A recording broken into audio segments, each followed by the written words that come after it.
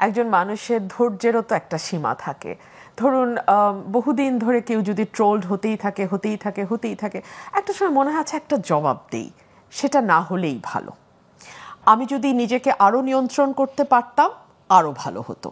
কিন্তু দিন শেষে যেহেতু মানুষ, আমি আশা করব আমার কথায়, আমার অযৌক্তিক কোনো ব্যবহারে, অযৌক্তিক কোনো কথায়, অযৌক্তিক কোনো শব্দ চয়নে যদি কেউ কষ্ট পেয়ে থাকেন, ডেফিনেটলি আমি দুঃখিত।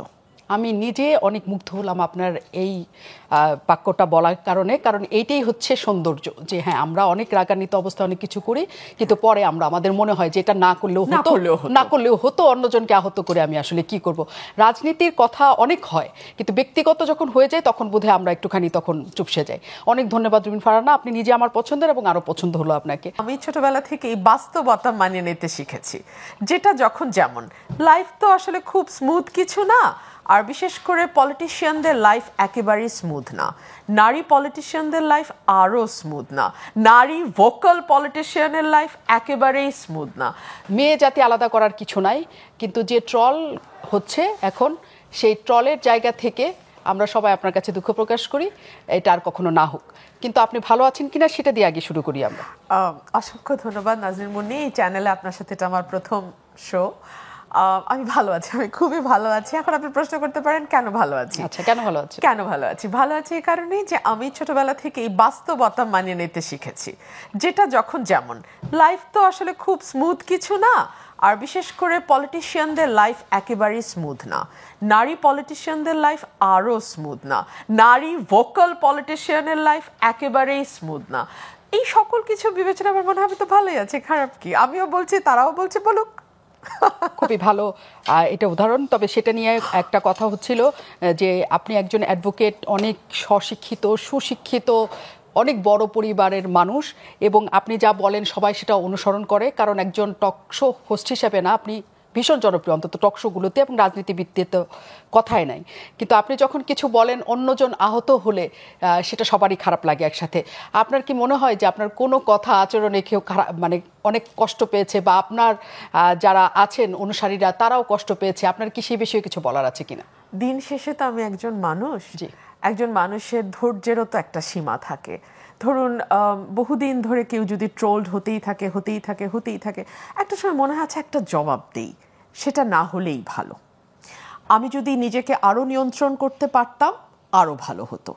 কিন্তু দিন শেষে যেহেতু মানুষ, আমি আশা করব আমার কথায়, আমার অযৌক্তিক কোনো ব্যবহারে, অযৌক্তিক কোনো কথায়, অযৌক্তিক কোনো শব্দ চয়নে যদি কেউ কষ্ট পেয়ে থাকেন, ডেফিনেটলি আমি দুঃখিত। আমি নিজে অনেক মুগ্ধ হলাম আপনার এই বাক্যটা বলার কারণে, কারণ এইটাই হচ্ছে সৌন্দর্য, যে হ্যাঁ আমরা অনেক রাগান্বিত অবস্থায় অনেক কিছু করি, কিন্তু পরে আমাদের মনে হয় যে এটা না করলেও হতো, অন্যজনকে আহত করে আমি আসলে কি করব। রাজনীতির কথা অনেক হয়, কিন্তু ব্যক্তিগত যখন হয়ে যায় তখন বোধহয় আমরা একটুখানি তখন চুপসে যাই। অনেক ধন্যবাদ রুমিন ফারহানা, আপনি নিজে আমার পছন্দের এবং আরও পছন্দ হলো আপনাকে। এখন আমরা আসল কথাতে ফিরি, সেটা হচ্ছে যেটা মির্জা ফখরুল ইসলাম আলমগীর বলেছেন। তার আগে আমরা একটু পরিচিত হই। জুনায়েদ সাকি আমাদের সাথে এসে যুক্ত হয়েছেন। অনেক ধন্যবাদ জুনায়েদ সাকি, আপনি এসেছেন। আপনার কাছে আমরা ফিরছি, আমরা আলোচনাতে ছিলাম, সেই আলোচনাটা করে আপনার কাছে ফিরছি। সেটা হচ্ছে মির্জা ফখরুল ইসলাম আলমগীর যে আতঙ্কের কথা আসলে বলেছেন, যে নানা ধরনের ষড়যন্ত্রের বিষয় তিনি দেখছেন। এই যে অনেক ষড়যন্ত্র, এবং আগামীকাল কিন্তু রোডম্যাপ ঘোষণা করা হবে।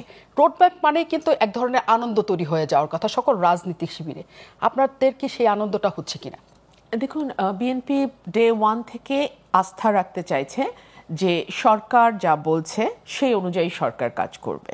সরকার বলেছে আগামী ফেব্রুয়ারিতে নির্বাচন, সুতরাং আগামী ফেব্রুয়ারিতে একটি সঠিক সুষ্ঠু নির্বাচন অনুষ্ঠিত করবার দায়িত্ব সরকারের।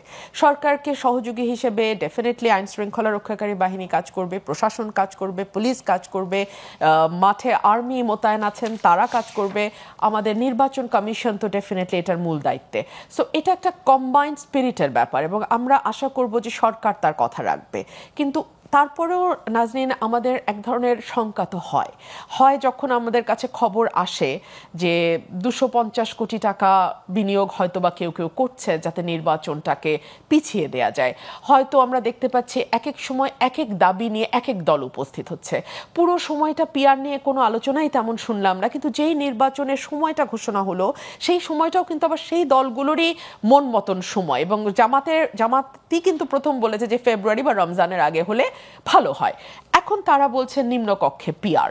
তো এই দাবিগুলো তো নতুন শোনাচ্ছে হঠাৎ করে, তাই না? আর নিম্নকক্ষে পিআর নিয়ে তো ঐক্যমত কমিশনই আলোচনা হয়েছে উচ্চকক্ষের পিআর নিয়ে। সো এই দাবিগুলো যখন হঠাৎ করে আসে, কিংবা যখন বলা হয় যে নির্বাচন হবার আগেই আমাদের বিচার সম্পন্ন করতে হবে, দৃশ্যমান অগ্রগতি দেখতে হবে। এখন আপনার চোখে দৃশ্যমান অগ্রগতি হয়তো এফআইআর দায়ের করা, আর আমার চোখে দৃশ্যমান অগ্রগতি হয়তো রিভিউ পিটিশন একেবারে শেষ করে সাজা প্রাপ্ত হয়ে সাজা খেটে বের হওয়া। তো দুটোর মধ্যে তো 12-14 বছরের একটা গ্যাপ আছে। আপনার শেষ আর আমার শেষ তো এক জায়গায় এসে মিলছে না। এই জায়গাগুলো শঙ্কা তৈরি করে। এবং যে কথাটি না বললেই নয়, আইন শৃঙ্খলার অবস্থা কিন্তু ভালো না, একদমই ভালো না। আমাদের যদি পরিসংখ্যানগুলোর দিকে তাকাই, একটা নতুন কনসেপ্ট বাংলাদেশে এক বছরে গ্রো করেছে, সেটাকে আমরা মবতন্ত্র বলছি, মবের রাজত্ব বলছি। এবং প্রথম দিকে আমরা লক্ষ্য করছি সরকারের মধ্যে এক ধরনের ট্যাসিট অনুমোদনও ছিল যে হয়ে যাক। কেউ বলেছেন এটাকে মানে অবদমিত যে রাগ ক্ষোভ মানে অপ্রাপ্তি, সেটার একটা বহিঃপ্রকাশ। কেউ আবার বলেছেন না, এগুলো প্রেশার গ্রুপ হিসেবে কাজ করছে। প্রেশার গ্রুপ কিন্তু খুব পজিটিভ শব্দ, আপনি জানেন তাই না? বিদেশে যে এই প্রেশার গ্রুপগুলো থাকে সেগুলো সরকারকে সঠিক পথে আনবার জন্য কাজ করে। এখন কারো বাড়িতে গিয়ে যদি আপনি 8-10 জন হুড়হুড় করে ঢুকে তার বাড়ি তছনছ করে তার কাছ থেকে 5 লাখ 10 লাখ টাকা দাবি করেন, সেটাকে আপনি কোন অর্থে প্রেশার গ্রুপ বলেন আমি অন্তত সেটা বুঝি না।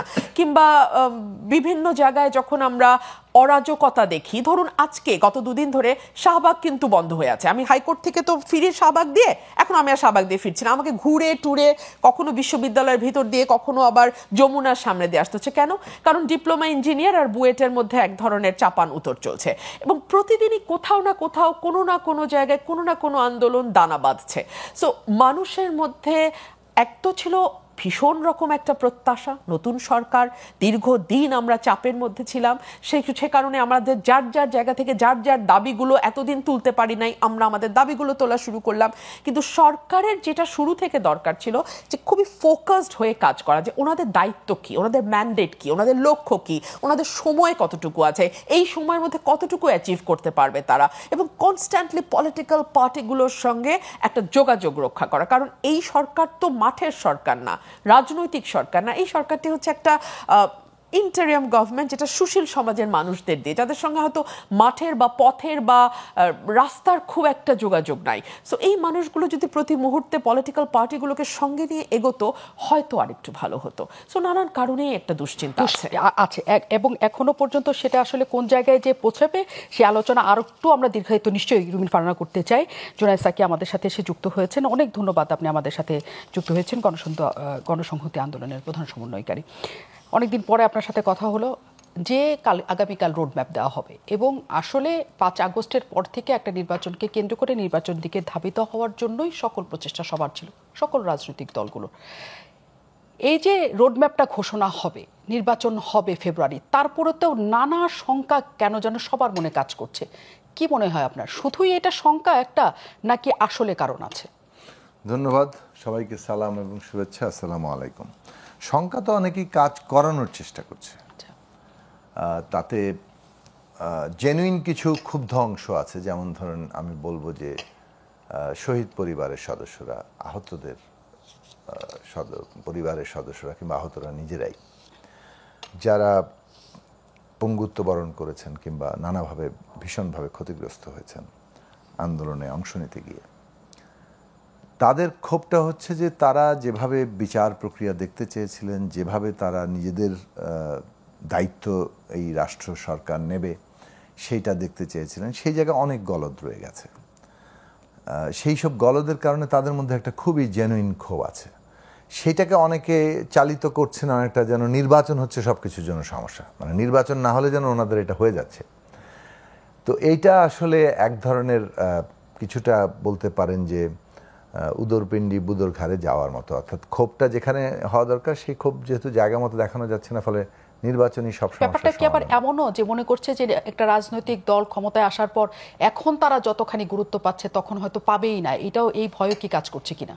এটাও একটা প্রচারণার জায়গা যে যেন বিচার বোধহয় ইলেকশন হয়ে গেলে বোধহয় বিচারটা বিচার বন্ধ হবে হয়ে না, যাবে, হ্যাঁ। অথবা ইলেকশন হয়ে গেলে বোধহয় আর সংস্কারটা হবে না, অথবা তারা গুরুত্বহীন হয়ে পড়বে। বাংলাদেশে এই শহীদ পরিবারের যে মানে কর্তব্য তাদের প্রতি রাষ্ট্রের রাখা দরকার, আহতদের যে মানে প্রতি যে দায়িত্বের জায়গা আছে এই রাষ্ট্রের, এইটাকে গুরুত্বহীন করে ভবিষ্যতে কোনো রাজনৈতিক দলই আসলে খুব ভালো থাকতে পারবে না। মানে জনগণের চোখে তাদের জন্য ভীষণ রকম ঘৃণা অপেক্ষা করছে যদি তারা এটাকে গুরুত্বহীন করে। কোনো নির্বাচনের পরেই যদি বিচার কিংবা সংস্কারের কাজ কোনোভাবে প্রশ্নবিদ্ধ হয়, সেটাও মানে যে দলই ক্ষমতায় আসুক না কেন তাদের জন্য কোনোভাবে এটা মানে কি বলে যে কোনো ইতিবাচক ব্যাপার ঘটবে না। ফলে ব্যাপারটা এইরকম গ্রহণ করাই কিংবা ধরে নেওয়াটাই খুব বিপজ্জনক যে ও নির্বাচন হয়ে গেলে বোধহয় এই কাজগুলো আর হবে না, এবং এইটা একটা তৈরি করা ধারণা আমাদের মনে হয়।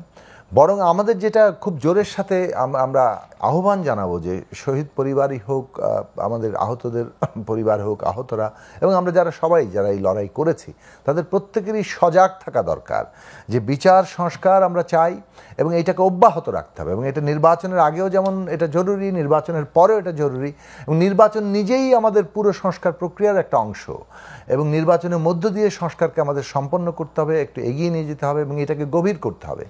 বিচার কাজেও সেই ধারাবাহিকতার মধ্য দিয়ে চলতে হবে। তো সুতরাং এই গণতান্ত্রিক একটা বন্দোবস্তে পৌঁছাতে হলে এই প্রশ্নগুলো ওইভাবে দেখা ছাড়া, ওইভাবে দেখতে না শিখতে পারলে আমরা বাংলাদেশকে নতুন কোনো জায়গায় নেব না। খুব খুব দুঃখজনক, আপনারা একটু আগে যে বিষয় নিয়ে আলোচনা করছেন, মানে ধরুন আমরা ভেবেছিলাম যে রাজনীতিতে পুরনো বন্দোবস্ত, পুরনো মানে এই যে কি বলে যে এক ধরনের ট্রলিং, স্লাট শেমিং, আক্রমণ, পাল্টা আক্রমণ, গালাগালি, এইগুলো হয়তো বদলাবে, আমরা যুক্তি প্রাধান্য পাবে। আমরা তর্ক করছি না, আমরা আসলে গালাগালি করছি এবং একে অপরকে কতটা ছোট করতে পারি সেটার একটা জায়গায় যাচ্ছি। এইটা পুরনো বন্দোবস্ত, সোজাসাপটা ব্যাপার, এবং এইটা আমরা তরুণদের মধ্যে তো দেখতেই চাই না। কিন্তু দেখা যাচ্ছে যে যারা খুব ফ্যাসিবাদের বিরুদ্ধে অনেক ভূমিকা রেখেছেন তারা কিন্তু ওই একই প্যাটার্ন বহাল রেখেছেন। আমরা ইউটিউবে শুনি যেভাবে কথা হয়, মানে এটা খুব মুশকিল জায়গা আর কি, যে আমরা তর্ক করতে পারছি না, বরং ফ্যাসিবাদী প্রবণতাগুলোর জায়গা যেভাবে আসছে সেটা খুব বিপজ্জনক। এইরকম যে ধরুন একটা ডিভাইড তৈরি করা হয়েছিল, একটা শত্রু তৈরি করা হয়েছিল, বাকি সবকে ওই শত্রুর সাথে ট্যাগিং করার চেষ্টা করা হয়েছে এবং এইভাবেই রাজনীতিটা চলেছে। ঠিক একই ফর্মুলা, খালি পাত্রপাত্রী বদলে যাচ্ছে, আবার মানে সামনে আসছে। তো এইটা খুবই বিপজ্জনক জায়গা। গণতান্ত্রিক রাজনীতির জন্য গণতান্ত্রিক সহনশীলতা খুব দরকারি, এবং সেইটা তৈরি করাটা আমাদের কাজ হবে, এবং আমরা সেইটার ব্যাপারে মানে যাকে বলে যে কিছু মানুষকে হয়তো দৃঢ়তার সাথে লেগে থাকতে হবে। মানে আমি রুমিন ফারহানাকে বলবো যে এই যে ধৈর্যের কথা তিনি বললেন, এই ধৈর্যটা আসলে রাখতে হবে আমাদের, কেননা ধৈর্যটা রাখতে হবে এই কারণে যে প্রবল প্রতিকূলতা আছে, বিশেষভাবে নারী যারা আমাদের সহযোদ্ধা, তাদের জন্য সত্যি সত্যি ব্যাপারটা খুবই বিপজ্জনক জায়গায়।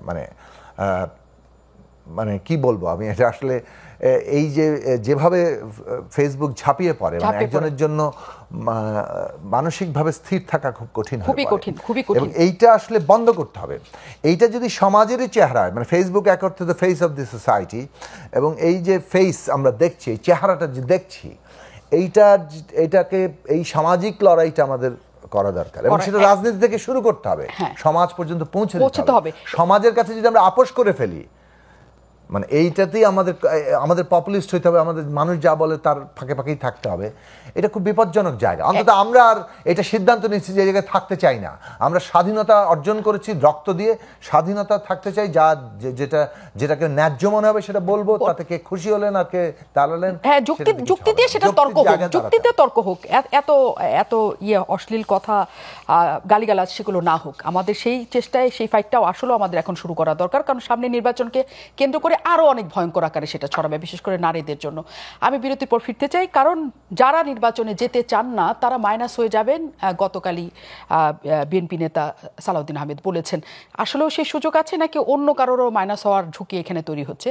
যারা বলছে নির্বাচন হবে না নানা দাবির প্রেক্ষিতে, তারা নির্বাচনে না গেলে তারা মাইনাস হবে নাকি আসলে নির্বাচনটাই মাইনাস হয়ে যাওয়ার একটা শঙ্কার জায়গা আছে? রুমিন ফারহানা, এটা আসলে নাম ধরেই বলি, যেমন জামাতে ইসলাম বলেছেন পিআর পদ্ধতি না হলে তারা নির্বাচনে যাবেন না। এনসিপি বলেছে যে তারা হচ্ছে এই যে বিচার শেষ হতে হবে এবং একই সাথে জুলাই সনদের বিষয়টা শেষ হতে হবে। তারা যদি এই কথাগুলি বলে থাকেন এবং নির্বাচন যদি তাদের কথা মতো পিছিয়ে যাওয়ার আশঙ্কা তৈরি হয়, আসলে হবে কিনা তাদের বিষয়ে? দেখুন, আমি যদি খুবই নির্মোহ দৃষ্টি দিয়ে তাকাই, আমি দেখব যে এই দাবিগুলোর প্রত্যেকটার পেছনে একটাই লজিক কাজ করছে। আমরা কিন্তু 5ই অগস্ট পরবর্তী বাংলাদেশে যেই আস্ফালন দেখেছি জামাতের এবং নতুন গঠিত এনসিপির, এরকম আস্ফালন সরকারে থাকা কোনো দল ছাড়া অতীতে দেখা যায়নি। যেহেতু এই সরকারটি নির্দলীয়, যেহেতু এই সরকারটি সংবিধানের 106 অনুচ্ছেদের স্পেশাল রেফারেন্স নিয়ে গঠিত, সেহেতু এই সরকারটির ওপরে এক ধরনের খবরদারি করা, এক ধরনের মানে সরকারটিকে নিজের কবজায় রাখা, যেটাকে বলে সাদা বাংলায়, এই আনন্দটা, ক্ষমতার কাছাকাছি থাকার, ক্ষমতার কি বলবো, যে তাপ, যে উষ্ণতা, সেটাকে সরাসরি ভোগ করবার, এটা তো আসলে ক্ষমতাসীন দল ছাড়া এটা বাংলাদেশে সম্ভব না। কিন্তু গত 1 বছরে জামাত এবং এনসিপি কিন্তু সেই আনন্দটা, সেই উষ্ণতাটা পেয়েছে সরকারের কাছ থেকে। এখন যদি নির্বাচন হয়, এই যে 1 বছর তারা একটা হাইপ তুলেছে যে আমরাই জনপ্রিয় দল, বিভিন্ন সময় বিভিন্ন জরিপের ফলাফল আমরা দেখেছি, তাদের নিজস্ব জরিপও তারা সময়ে সময়ে চালিয়েছে, তাদের কিছু পোষ্য ইউটিউবার আছেন যারা তাদের মতন করে বয়ান তৈরি করেছেন। সো এমন একটা হাইপ ফিল্ডে তৈরি হয়েছে যে কালকে নির্বাচন হয়ে গেলেই দেখা যাবে এক একটা দল অনেক বড় বড় আসন নিয়ে চলে আসবে। ফর এক্সাম্পল, নাসিরউদ্দিন পাটোয়ারির একটা উক্তি যদি আমরা মনে করি, বলেছিল যে 400 আসনের মধ্যে 300 আসনই এনসিপি পেতে যাচ্ছে। তো 400 আসন মানে কি নারী 100 ধরে 400, নাকি উচ্চকক্ষের মানে আমি ঠিক জানি না, মোটা কথাকে 400 আসন। সো 400 আসনের মধ্যে 300টাই তারা পাবে। এই যে এটা এটা এটা পলিটিক্সে বলা যায়, বলে মানুষ বলে, এটা কোনো খুব একেবারে যে বাজে কথা তাও না, যে যে যার যার রাজনীতিকে ধারণ করতে গেলে এরকম বলে। কিন্তু যখন সত্যিকার অর্থে একটি নির্বাচন ঘনিয়ে আসে এবং সেই নির্বাচনে ফাইট করা, সেই নির্বাচনে 300 আসনে যোগ্য প্রার্থী দেয়া, সেই প্রার্থীদের অনুসারী নেতা কর্মী তৈরি করা, সো দ্যাট ভোটের দিন ভোটটা যাতে ঠিকমতো বাক্সে মানুষ ফেলতে পারে, সেই পরিবেশ তৈরি করা, এগুলো কিন্তু একটা বিরাট কার্যক্রম। এখন জনপ্রিয়তা যদি সেরকম না থাকে, এটি আমি নতুন দলের ক্ষেত্রে বলছি না, তাদের বয়স মাত্র কয়েক মাস, এটিকে আমি চ্যালেঞ্জ করে বলছি না, বাট আমি জামাতের কথা যদি ধরি, যে ভোটের বাক্সে যখন তাদের কাছেও তো জরিপ আছে, তারা যখন দেখে যে যেই হাইপটা তারা তুলেছে সেটার সঙ্গে বাস্তবতার মিল নাই, তারা যে এইরকম জনপ্রিয়তার কথা বলে, তারা দুটো দলকে মাইনাস করে বিএনপিও আওয়ামী লীগের মতোই নাকি খারাপ এইরকম বলে, চাঁদাবাজ বলে, টেম্পু স্ট্যান্ড বলে, যতই স্টিগমাটাইজ করুক, মাঠের প্রকৃত চিত্রটা যখন তাদের কাছে আসে, বিকজ তাদের রুট লেভেল পর্যন্ত কর্মী আছে, তাদের কর্মীরা তো শুধু কর্মীরা, তারা একজন ক্যাডারের মতো একেবারে জান বাজি রাখা কর্মী। সো তাদের কাছ থেকেও তারা একেবারেই সঠিক তথ্যটা নিশ্চয়ই পেয়ে থাকে। সো তারাও বোঝে যে একটা মোটা দাগে সুষ্ঠু নির্বাচনে তারা আসলে অ্যাট বেস্ট কতটা আসন পেতে পারে, সেটার সঙ্গে হাইপের ডিফারেন্স অনেক। সো তারা চায় যে যত মানে দেরি হবে নির্বাচন, তাদের জন্য ততই সুবিধা। মানে সুবিধা কি, মানে এই তাপের মধ্যে তারা থাকতে পারবে, ক্ষমতার তাপ। একটা হলো ক্ষমতার তাপ, 2 হলো সময় গেলে তারা তো একটা বিএনপিকে মেলাইন করার প্রজেক্ট হাতে নিয়েছে, বিএনপিকে তারা মেলাইন করতে থাকবে এবং তারা আশা করছে, এটা বাস্তবে হবে কি হবে না এটা তো একমাত্র সময়ই বলতে পারে, তাদের ভোটটা তারা হয়তো বাড়াতে সচেষ্ট হবে। আর 3 হচ্ছে, যদি পিআর পদ্ধতি হয়, প্রপোর্শনাল রিপ্রেজেন্টেশন যদি হয়, তাহলে তো আপনার মানে যদি আপনি 51% ভোট না পান টোটাল পপুলারিটির, তাহলে তো আপনি সরকারই গঠন করতে পারবেন না। 2/3 মেজরিটি দিয়ে সংবিধান সংশোধনের মেজরিটি আসা তো সম্ভবই না, প্রশ্নই আসে না। 51% ভোট আপনাকে পেতে হবে কেবলমাত্র একটা সরকার গঠনের জন্য। সো বাংলাদেশে কোনো পলিটিক্যাল পার্টির কখনোই 51% পর্যন্ত ভোট মানে ভোটার গেছে এরকম নজির নাই। সো তাহলে যেটা হবে একটা ঝুলন্ত পার্লামেন্ট তৈরি হবে, তখন জামাতের বার্গেনিং পজিশনটা কিন্তু অনেক হাই হয়ে যাবে। একদিকে তাদের আসন সংখ্যা অনেক বেড়ে যাবে, হয়তো মানে যদি ফার্স্ট পাস দ্য পোস্ট হয় তারা যদি 20টা আসন পেত, দেখা যাবে যে প্রপোর্শনাল রিপ্রেজেন্টেশনে তারা 70-80টা আসন পেয়ে যাবে। সো তাদের একটা শক্ত বার্গেনিং পজিশন তৈরি হবে, কিন্তু দেশের অবস্থা হবে সাড়ে সর্বনাশ। কারণ একটা হ্যাঙ্গিং পার্লামেন্ট, যে 10 বছরে 10 বার পার্লামেন্ট চেঞ্জের যে নজির আমরা পৃথিবীর বিভিন্ন দেশে দেখেছি, সেটা বাংলাদেশের মানুষের জন্য কোনো ভালো বার্তা বয়ে আনবে না। জুনায়েদ সাকি, যে কথাটা আসলে হচ্ছে যে কিন্তু তারপরে পিয়ার চায় জামাতে ইসলামী, এবং তারা বলেছেন যে পিয়ার পদ্ধতি না হলে তারা নির্বাচনে যাবে না।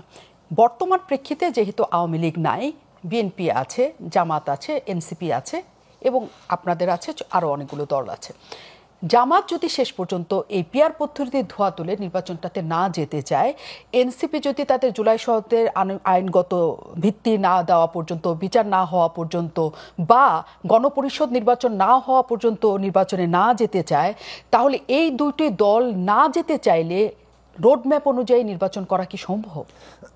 প্রথমত, নির্বাচন যদি ক্ষতিগ্রস্ত হয় তাহলে কে সবচেয়ে বেশি ক্ষতিগ্রস্ত হবে? বাংলাদেশ, বাংলাদেশের এই মুহূর্তে যে জাতীয় স্বার্থ। সুতরাং সেই দিক থেকে নির্বাচন বানচাল করা, নির্বাচনকে পিছিয়ে দেওয়া, নির্বাচনকে ক্ষতিগ্রস্ত করা, এই সমস্ত কিছুই মূলত এমন একটা পরিস্থিতি দিকে বাংলাদেশকে ঠেলে দেওয়া, এমন একটা অস্থিতিশীল জায়গার দিকে ঠেলে দেওয়া, যেটা আমাদের এই মুহূর্তে দেশকে, জাতিকে, জনগোষ্ঠীকে একটা বিপদের মধ্যে ফেলবে। আমরা আশা করি যে কেউই সেটা শেষ পর্যন্ত করবেন না। প্রত্যেক দলের দলীয় স্বার্থ তারা বিবেচনায় রাখেন, প্রতিযোগিতা থাকে গণতান্ত্রিক ব্যবস্থায়, প্রতিদ্বন্দ্বিতাও থাকে, কিন্তু এই মুহূর্তে একটা গণতান্ত্রিক রাজনৈতিক ব্যবস্থা গড়ে তোলা, অর্থাৎ একটা ইলেকশন সংস্কার, সংবিধান সংস্কার শেষ করা এবং এটাকে কার্যকর করার জন্য একটা নির্দিষ্ট সময়, ধরুন 2 বছরের কথা একটা প্রস্তাব এসছে, সেটা যদি কমিয়েও আনা যায় 1 বছর কিংবা 1.5 বছর, তাহলে এই সময়টা পর্যন্ত এই যে গণতান্ত্রিক একটা উত্তরণ, এই উত্তরণ পর্যন্ত ন্যূনতম জাতীয় ঐকমত্য রক্ষা করা দরকার আন্দোলনকারী শক্তিগুলো। তার অধীনেই প্রতিযোগিতা প্রতিদ্বন্দ্বিতা করা উচিত। জাতীয় স্বার্থকে ছাপিয়ে গিয়ে দলীয় প্রতিযোগিতা প্রতিদ্বন্দ্বিতা করলাম, দলের স্বার্থ বড় করে দেখলাম, তাহলে আমরা দেশকে এখন একটা বিপদের মুখে ফেলবো। আমাদের পুরো রাজনৈতিক বাস্তবতা একটা চরম অস্থিতিশীল জায়গায় যাবে এবং তার পরিণতি যা যা হতে পারে সম্ভাব্য, সেটা কারোর জন্যই ভালো হবে না। সুতরাং আমাদের আশা হচ্ছে যে প্রত্যেকটা রাজনৈতিক দলেরই এই উপলব্ধি আসবে, এইটুকু সাবালকত্ব আমরা অর্জন করব। কি পরিণত হতে পারে? কি পরিণত হতে পারে? পরিণতি আসছি, তারপরে আগে এটা আসি। সেটা হচ্ছে যে তার দেখুন, যেহেতু প্রতিযোগিতা প্রতিদ্বন্দ্বিতা আছে, আমাদের ধারণা হচ্ছে এগুলো সবই বার্গেনিং জায়গা। অর্থাৎ আমরা নির্বাচনের আগে কে কতটুকু মাইলেজ নিতে পারি, কোন কোন দল কে কতটুকু অ্যাচিভ করে নিতে পারে। এখন পদ্ধতিগতভাবে যদি আসি, একটা হচ্ছে যে আমি জানি যে যুক্তি হচ্ছে এটা, কিন্তু আমি আমার কথাটা বলতেই থাকবো যাতে করে আমি আমার পক্ষের সমর্থনটা বাড়াতে পারি, সেইটা অনেকটা চলছে বলে আমরা মনে করি। কিন্তু যুক্তির জায়গায় যদি আসেন, তাহলে হচ্ছে যে পিয়ারই বলেন আর আপনি যে কোনো দাবির কথা বলেন, প্রশ্নটা হচ্ছে যে আপনাকে তো আসলে জনগণকে অংশগ্রহণ করাতে হবে। ফলে যে কোনো সংস্কারের প্রশ্ন, পরিবর্তনের প্রশ্নটা জনগণ ডিসাইডিং ফ্যাক্টর। যদি সবগুলো দল একমত হয়, সেটা নিয়েও জনগণের কাছে কিন্তু যেতে হবে। 1, 2 হচ্ছে যে যেগুলো বিষয়ে ভিন্ন মত, তার তো কোনো মীমাংসার পথই নাই। আপনি কি একটা আরেকজনের উপর চাপিয়ে দিতে পারেন? তাহলে সেইটারও মীমাংসা করবে জনগণ। ফলে বাংলাদেশে ভবিষ্যতে পিয়ার চালু হবে কি হবে না, পিপল ডিসাইড করবে। কিভাবে করবে? আমরা প্রত্যেকেই তো, এমনকি ভিন্ন মতে নোট অফ ডিসেন্টে লেখা ছিল যে এগুলো নিয়ে সবাই যার যার ইস্তেহারে জনগণের কাছে যাবেন। পিপল যাদেরকে ভোট দিয়ে নির্বাচিত করবেন, সংখ্যাগরিষ্ঠতা দেবেন, তারা সেই অনুযায়ী সংবিধান সংস্কার, মানে সেটা নির্বাচনের পর, অবশ্যই নির্বাচনের পর। তাহলে নির্বাচন একটা, এই মুহূর্তে আমরা সংস্কার কোনটা করব, এইটা জনগণের মতামত নেওয়ার একটা মাধ্যম। আর না আপনাকে এটা বিপ্লব করতে হবে, আপনি একটা বিপ্লবের অ্যাটেম্প্ট নিতে পারেন। এখন সেইটা কোনটা নেওয়াটা এই মুহূর্তে বাংলাদেশের গণতান্ত্রিক উত্তরণের জন্য ভালো, সেটা তো সেই দলগুলোর শেষ পর্যন্ত নিজস্ব বিবেচনা হবে। যদি দেখা যায় যে জনগণের এখানে সিদ্ধান্ত নিতে হবে যে কারা দেশের জাতীয় স্বার্থে চিন্তা করছে। এইখানে আপনার জনগণ যদি সমর্থন করে একটা নির্বাচনের মধ্যে দিয়ে যে পিয়ারই হবে, তো তাহলে আপনি পিপলের কাছে যান। আর কেউ কেউ তো মনে করেন যে 70-71% মানুষ এখন পিয়ার সমর্থন করছে, ভালো কথা, then you should go to the people যদি তাদেরকে বিজয়ী করে, পিয়ার করবে বলে তাদের জায়গাতে, তাহলে সেই অনুযায়ী আসলে সেটা হওয়া উচিত। আর কোন ধরনের নির্বাচন হবে? এটা একটা কমপ্লিটলি টেকনিক্যাল কোয়েশ্চেন। এইটা প্রশ্নটা এরকম যে ধরুন একটা জাতীয় সংসদ নির্বাচন হলো, এটাও যা, আবার এই সংসদ নির্বাচনটাকে আপনি গণপরিষদ বললেন কিংবা সংস্কার পরিষদ বললেন, তাতে কিন্তু খুব বড় পার্থক্য হচ্ছে না। কেউ আলাদা আলাদা নির্বাচন চাইছে না, দুটো নির্বাচন একসাথেই চাইছে। তার মানে একই সংসদ একদিকে সংবিধান মানে তৈরি করার অথবা সংস্কার করার এখতিয়ার পাচ্ছে, আবার সে 5 বছর রাষ্ট্র পরিচালনার কাজটাও করবে। তাহলে এইখানে দাবির ক্ষেত্রে যুক্তিযুক্ত দাবিটা হচ্ছে কিন্তু সংবিধান সংস্কার পরিষদের দাবি। কখনোই গণপরিষদের দাবিটা এই মুহূর্তে অতটা যুক্তিপূর্ণ হয় না, কারণ গণপরিষদের মধ্য দিয়ে একটা সংসদকে আপনি নতুন একটা সংবিধান তৈরির এখতিয়ার দেন, যেটার বিষয়ে কোনো ঐকমত্য নাই। কিন্তু নতুন সংবিধান করার ব্যাপারে পলিটিক্যাল পার্টিগুলোর মধ্যে নাই, সারা দেশের জনগণের মধ্যেও নাই। তাহলে ঐকমত্য কোনটা নিয়ে আছে? সংস্কার নিয়ে। এখন যেহেতু সংস্কারটা মৌলিক সংস্কার করছেন, এই মৌলিক সংস্কারের স্থায়িত্বের জন্য যাতে সুপ্রিম কোর্ট কিংবা উচ্চ আদালত ভবিষ্যতে কোনোদিন না বলে দেয় যে এই অষ্টাদশ সংশোধনী কি বলে সংবিধানের সাথে সাযুজ্যপূর্ণ নয়, অতএব ইহা নাল ভয়েড, এইটা না বলতে পারে, তার জন্য আপনি এই যে সংস্কারটা করতে যাচ্ছেন, যে সংসদে সেটা করবেন, ওই সংসদ জনগণের কাছ থেকে আগেই সে এখতিয়ার নিচ্ছে যে এই সংসদ এই সংবিধানের মৌলিক সংস্কার করার এখতিয়ার প্রাপ্ত। অতএব তারা যা কাজ করবে, যে সংস্কারটা করবে, সেই সংস্কারকৃত সংবিধান আদালত আর চ্যালেঞ্জ করার অধিকার রাখে না, বরং আদালত তাকে সুরক্ষা দিবে। এটাই নিয়ম। 72 সালে যে গণপরিষদের সংবিধানটা হয়েছে, ওইটাকে কোনো আদালত চ্যালেঞ্জ করে বলে নাই যে তোমরা কি বানায় আনছো, সুতরাং ওইটাকে রক্ষা করবে। ঠিক তেমনি এই আগামী 26-এর পার্লামেন্ট যদি একটা সংবিধান সংস্কার পরিষদ হয়, তাহলে যে মৌলিক সংস্কারটি হবে সেটাকে আর কোনো আদালত এই প্রশ্ন করবে না যে এটা কি বানানো হয়েছে, কারণ এটা জনগণের হুইল, তাকে সুরক্ষা দেওয়া হবে ভবিষ্যতে আদালতের দায়িত্ব। সেই জায়গা থেকে আমাদের যুক্তিযুক্ত দাবি। এখন বিএনপি এটা মানবে কিনা, অন্যদিকে এনসিপি কিংবা অন্যরা যারা এই জন্য তুলছেন। আর গণভোটের প্রশ্ন, আপনি যদি সংবিধান গণভোট দিয়ে করে ফেলতে পারেন, সেক্ষেত্রে পার্লামেন্টের ভূমিকাটা থাকে না। এখন পার্লামেন্ট একটা সত্যিকার যে সংসদের মধ্য দিয়ে এইটা গঠিত হয়েছে, জনগণের যে ধরনের রিপ্রেজেন্টেশনের পদ্ধতি আপনি ইতিমধ্যে তৈরি করেছেন, সেই পদ্ধতি আপনি না করে, অর্থাৎ একটা প্রপার সংসদ সৃষ্টি না করে, যদি আপনি জনগণের সার্বভৌমত্বতার প্রতিনিধিদের মধ্যে কার্যকর হয়, সেইটার কাঠামো তৈরি না করে আপনি সংবিধান সংস্কারের মতো, সংবিধান তৈরির মতো একটা গুরুত্বপূর্ণ জায়গায় যাচ্ছেন কেবলমাত্র গণভোট দিয়ে, যেটা আসলে মূলত পোস্ট সংস্কারের কাজ। সংস্কার হওয়ার পরে আপনি গণভোটে যাবেন যে হ্যাঁ এই সংস্কারটাকে পিপল শেষ পর্যন্ত সাপোর্ট করলো কিনা। তো সেইটার জায়গাতে আমাদের কাছে এই কারণেই একটা জাতীয় সংসদ, যেটা সংসদ হিসেবে কাজ করবে কিন্তু একই সাথে এখতিয়ার পাবে একটা সংবিধান সংস্কারের, ফলে এটা আমরা বলছি সংবিধান সংস্কার পরিষদ নির্বাচন, সেই নির্বাচনটা করাই যুক্তিযুক্ত। এটাই বাংলাদেশে এই মুহূর্তে গণতান্ত্রিক সংস্কার রূপান্তরের প্রধান অবলম্বন, এবং সেই কাজটা করলেই আমরা ঠিকঠাক জায়গায় যাব। প্রত্যেকের দায়িত্ব, যার যত মাইলেজ নেন, কিন্তু শেষ পর্যন্ত নির্বাচনে আসেন। কিন্তু আসবে কিনা প্রশ্ন সেই জায়গায় রয়ে গেছে। এই যে এই ঘটনাটা, যেটা ডাকসু নির্বাচনকে কেন্দ্র করে সেনাবাহিনী মোতায়েনের কথা হচ্ছে, এবং আজকে আমি একটা বিদেশি অনলাইনেও দেখলাম যে বড় ধরনের নাশকতার আশঙ্কা করে সরকার সবসময়ের জন্য। তো আপনার কি মনে হয় যে যখন ডাকসুর মতো একটা নির্বাচনে সেনা মোতায়েন করা হয়, তখন 4 মাস পরেই জাতীয় নির্বাচন, সেটি আসলে ট্যাকেল করা সম্ভব হবে? কঠিন হবে। আমার কাছে যদি অনেস্ট ওপিনিয়ন জানতে চান, কঠিন হবে। আমি অন্তত সামাজিক যোগাযোগ মাধ্যমে যে পরিবেশ দেখি, একজনকে যেভাবে ছিঁড়ে খুঁড়ে ফেলে পারে না ওখানেই তাকে হত্যা করে ফেলে, এই যে একটা অ্যাটিটিউড আমি লক্ষ্য করি, মেলাইন করা থেকে শুরু করে এমন কোনো জঘন্য আক্রমণ নাই যেটা করা হয় না। এটা আসলে একজন পুরুষ দর্শক যতটুকু ভালো বুঝবেন, আমি বা আপনি সেটা বুঝবো তার চেয়ে আরও অনেক গুণ বেশি, বিকজ আপনিও গণমাধ্যমে আছেন, মিডিয়া ব্যক্তিত্ব, আমাকেও মিডিয়াতে অ্যাপিয়ার করতে হয়। সো আমাদের উপরে যে ধরনের সহিংস আক্রমণ হয়, সেটাতে আমরা কিছুটা আঁচ করতে পারি যে সমাজের ভিতরের ক্ষুব্ধতা, বঞ্চনা, রাগ, ঘৃণা কতটা গভীর। এবং হ্যাভ নটসের তো একটা খুব শক্ত আওয়াজ আমরা কিন্তু ধরতে পারি। ধরুন বৈষম্য তো প্রকট হয়েছে গত 15 বছর, মানে ভয়াবহ রকম বৈষম্য। আগের সেই 5 পরিবারের জায়গায় এখন হয়তো মানে 2500 পরিবার আওয়ামী লীগ গত 15 বছরে তৈরি করেছে। সো এই যে একটা তীব্র বৈষম্য তৈরি হয়েছে সমাজে, সেখান থেকেও তো মানুষের মধ্যে নানান ক্ষুব্ধতা, নানান না পাওয়ার কষ্ট। সো এই সকল কিছু মানুষের মধ্যে যে হিংস্রতাটা আনে, আমি সমাজে এখন সেই হিংস্রতা দেখি।